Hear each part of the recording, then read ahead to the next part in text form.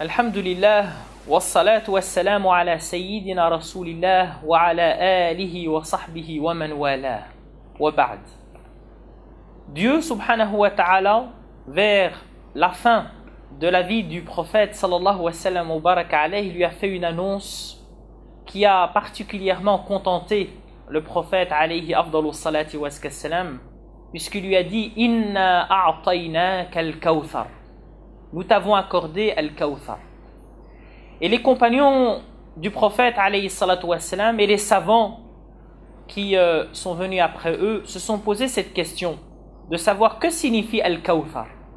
Alors sur le plan strictement de la langue arabe, eh bien ça provient de al-kathra, c'est-à-dire la profusion, beaucoup. Beaucoup de quoi? Eh bien de bien. Alors certains vont rester sur cette explication générale. Puis d'autres vont mettre en évidence qu'il s'agit plutôt en réalité de Al-Kawthar, qui est le fleuve du paradis, un fleuve par lequel le prophète alayhi salam abreuvera les croyants et les musulmans. Certains vont mettre en évidence un certain nombre d'autres choses, c'est-à-dire ils vont considérer que Al-Kawthar, c'est Fatima alayha salam, c'est-à-dire la fille du prophète sallallahu wa sallam wa baraka alayhi.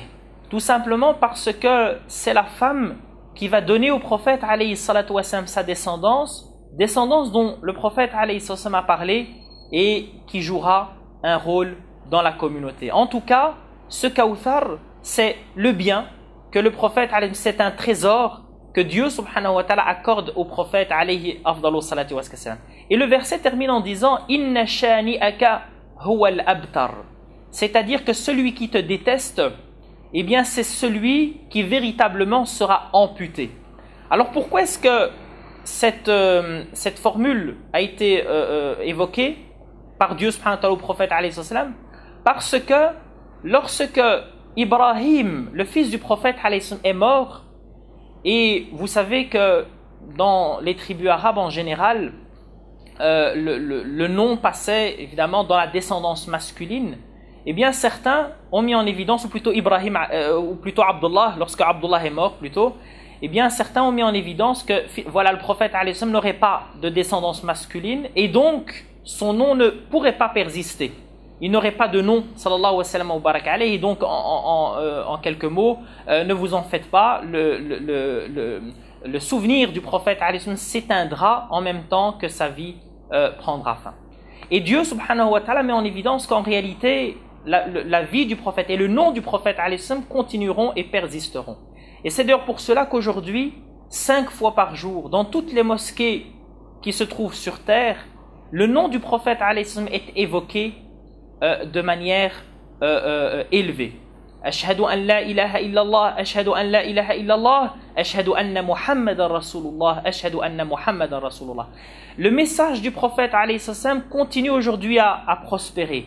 Le livre qui a été révélé au prophète alayhi salam, c'est le seul livre qui a été préservé non seulement dans sa substance, mais les versets et dans sa lettre, c'est-à-dire que tout a été préservé dans la lettre comme l'a promis le prophète alayhi salam. Puis on se pose la question, qui est ce shani'uka, c'est-à-dire ce personnage qui détestait le prophète alayhi salam et qui a de manière assez petite, de manière assez mesquine prononcé cette parole alors que le prophète alayhi salam était en deuil?